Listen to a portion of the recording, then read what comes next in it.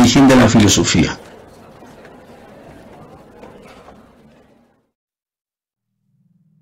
La verdadera sabiduría está en reconocer la propia ignorancia. Sócrates, pensador griego.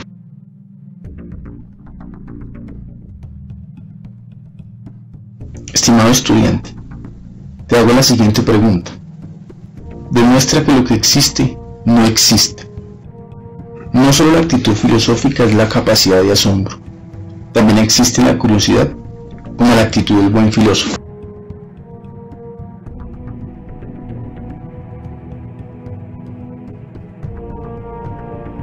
La mejor manera de aproximarse a la filosofía es plantear algunas preguntas filosóficas. ¿Cómo se creó el mundo? ¿Existe alguna voluntad o intención detrás de lo que sucede? ¿Hay otra vida después de la muerte? ¿Cómo podemos solucionar problemas de este tipo? Y ante todo, ¿cómo debemos vivir?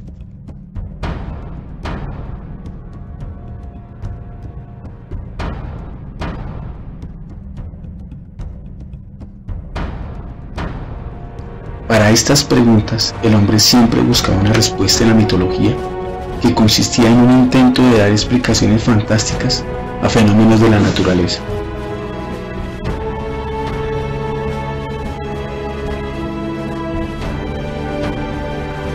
En la religión, como la respuesta que está más allá de lo físico.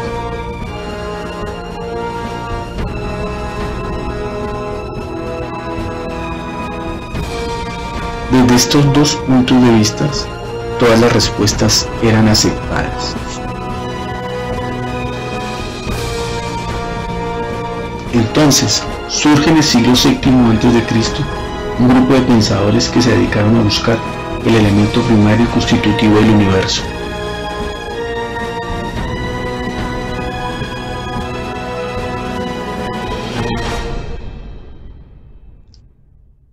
Además, cuestionaron la mitología griega, que no ofrecía una explicación racional al origen de las cosas. Entonces determinaron pasar del mito al logos. Logos significa principio y razón.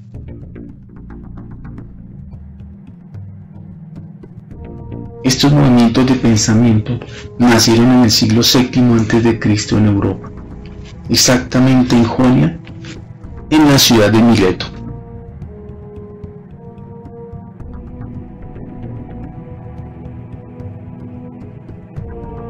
Se dieron 4 razones para que existiera el pensamiento filosófico. El primero tiene que ver con la tolerancia religiosa. En el mundo existen 4 verdades: islamismo, hinduismo, judaísmo, cristianismo.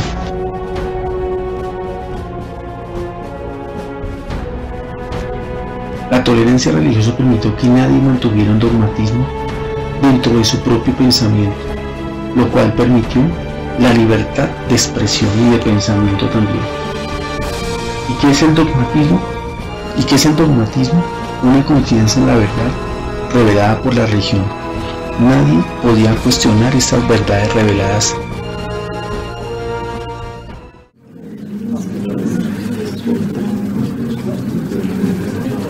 En esta época se vivió un ambiente cosmopolita, es decir, se dieron muchos movimientos migratorios.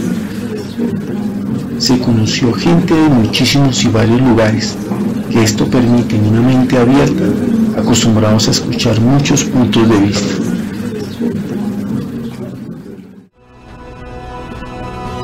En este momento se elaboraron los primeros mapas.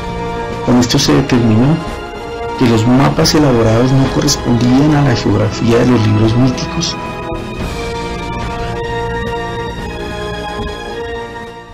En este momento se escriben las primeras legislaciones. Los legisladores se dan cuenta que el pensamiento mítico no abarca todas las necesidades del pueblo.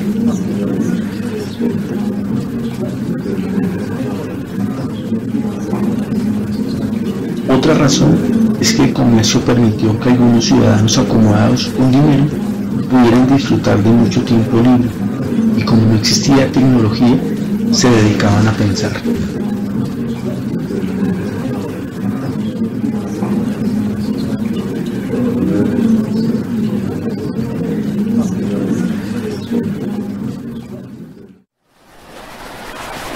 El primer filósofo fue Tales de Mileto.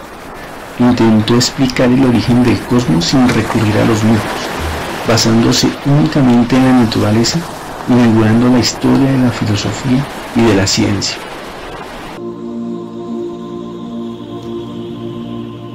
La filosofía es un asunto que no atañe solo al profesor de ella.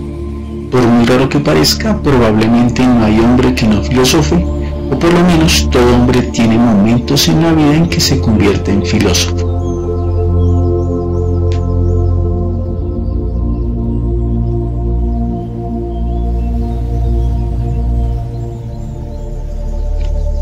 Definiciones. No existe una definición de filosofía en la que todos los filósofos estén de acuerdo. O sea, ¿qué significa cada momento para la filosofía? Como en la antigua, como en la media y como en la moderna. En esos tres momentos se establecieron definiciones diferentes. En la antigua era la definición sobre el mundo, en la Edad Media la teología y en la Edad Moderna las inquietudes del hombre. En su concepto clásico es el conocimiento de todas las cosas por sus razones más altas o causas últimas, adquiridas mediante la luz natural de la razón. ¿Qué significa para esto? De que la filosofía es un pensamiento de carácter racional, y cuando hablamos de racional es porque está sujeto a unas leyes del entendimiento. En la siguiente definición, científicamente, la filosofía es el saber racional y objetivo del universo, la vida y el hombre. O sea, ¿qué significa en la filosofía? Que es un saber objetivo. ¿Y qué es lo objetivo? Objetivo es todo lo que veo, y objetivo es todo lo que usted está viendo en este momento.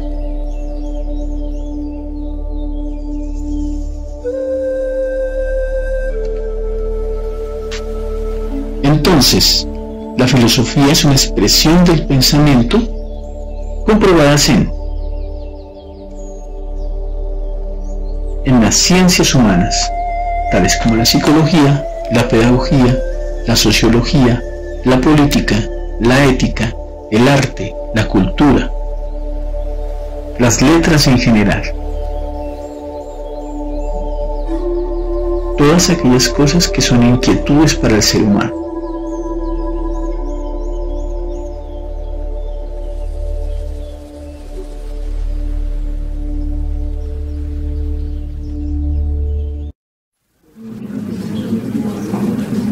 Entonces,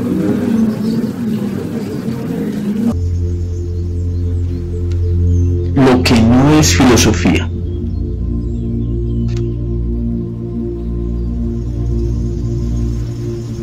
Soñar que no es posible un mundo mejor,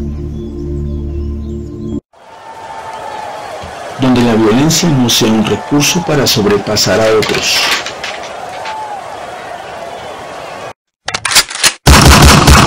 Donde la guerra no sea una decisión para imponer un poder político y económico.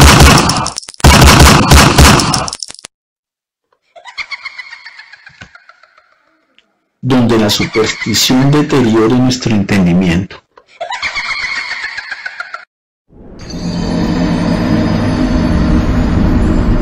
Donde las falsas ciencias nos alejen de las verdaderas creencias.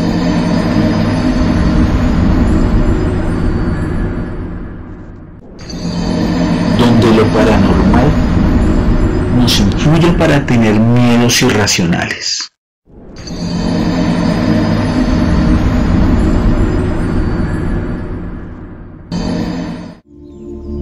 El sabio no dice nunca todo lo que piensa, pero siempre piensa todo lo que dice.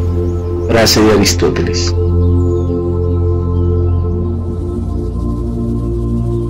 Hay que decir también que es una ciencia extremadamente difícil, donde casi todo se pone siempre en tela de juicio, donde no rige ningún supuesto ni método tradicional.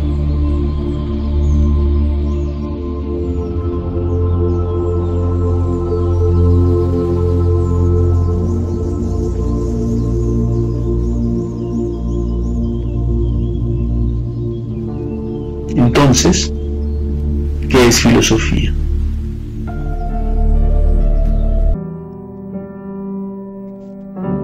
Escuchar buena música. Meditar.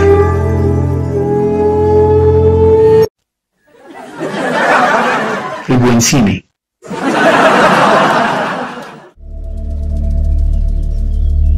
Leer un buen libro.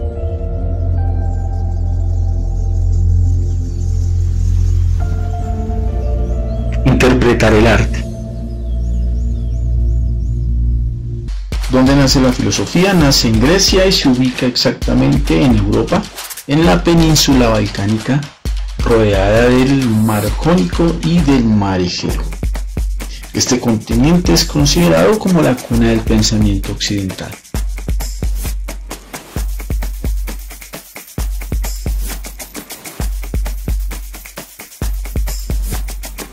Las preguntas para hoy dice: ¿de dónde nace el pensamiento filosófico? ¿Cuál es el método de la filosofía? ¿Cuál es la actitud del filósofo?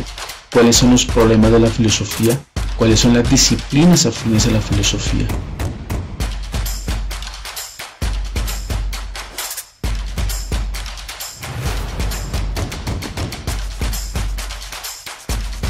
El método consiste en unos pasos para llegar a la verdad. Para el caso de la filosofía, se han planteado los siguientes.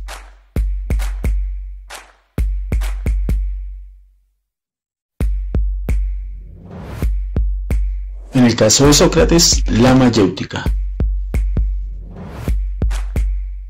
La mayéutica consiste en ese método socrático de la pregunta, que es una manera muy apropiada para llegar a la verdad. En esas grandes conversaciones que tenía Sócrates, su punto de partida siempre fue una pregunta.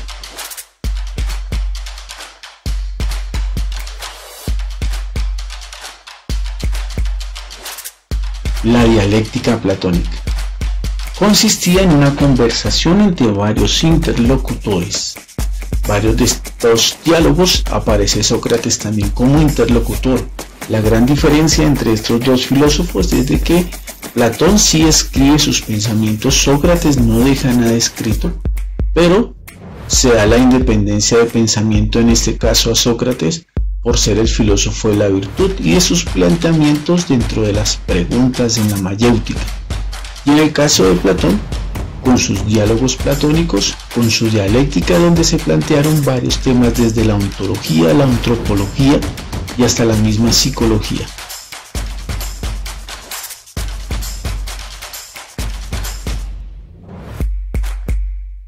La lógica aristotélica. La lógica es la ciencia del recto pensar, es saber cómo se organiza en nuestro entendimiento las ideas dentro de elementos de la realidad.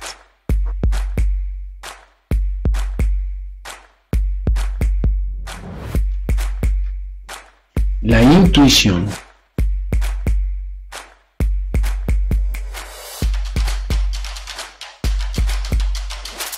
La intuición es el método general de la filosofía. Significa hallar problemas donde los demás no los ven. Con este método podemos plantear conductas más éticas, ideologías políticas y económicas que estén más acorde con las necesidades del ser humano.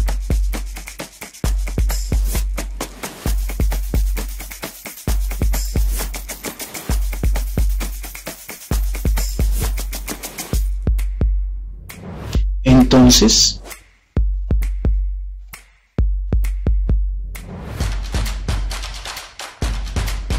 ¿cuál debe ser la actitud del filósofo?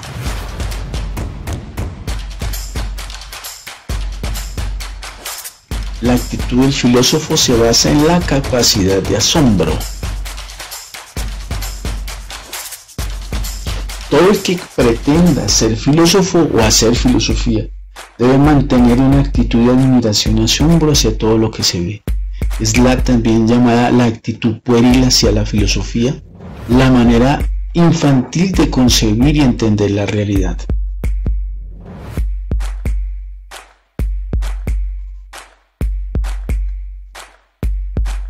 Ahora,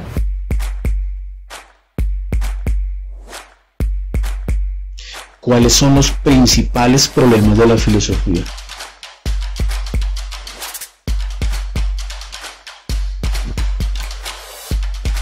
El problema antropológico.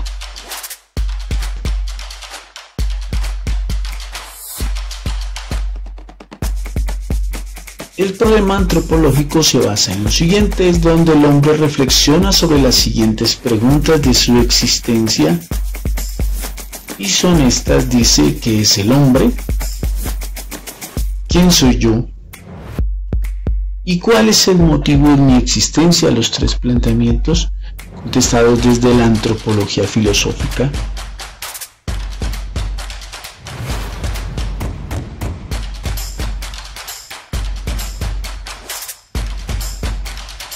El siguiente se van a plantear los problemas de la filosofía, y uno es el nociológico. La nociología es el problema del saber, del conocer. No todos entendemos las cosas de la misma manera, ni la humanidad va a poder entender las cosas de la misma manera. Entonces, por lo tanto, la nociología se vuelve un problema, porque para la filosofía no existe un solo método, sino varios métodos.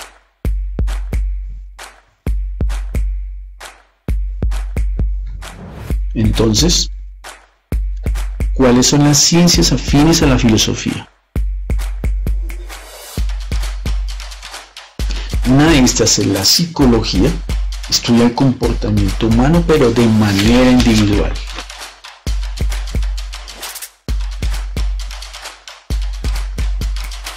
La sociología estudia el comportamiento del hombre, pero dentro de los grupos humanos, dentro de esas instituciones que conforman la sociedad: familia, Estado, educación, religión. Todo el engranaje social, donde el Estado es el principal responsable de la formación integral de un individuo. El otro elemento es la antropología, estudia al hombre desde su evolución cultural. Es entender la conducta humana desde la cultura.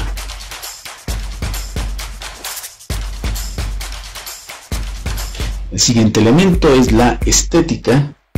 Interpreta el problema de lo bello o de la belleza, el mensaje del arte y sus diversas interpretaciones.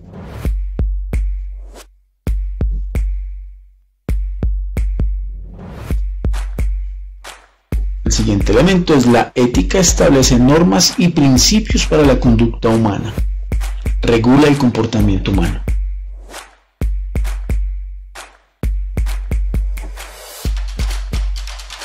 La política estudia la estructura del poder y establece lo más conveniente para una sociedad.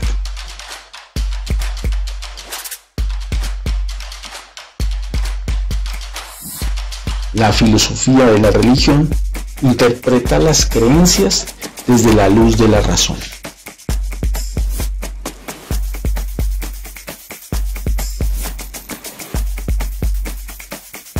La epistemología estudia la validez de las diversas teorías científicas.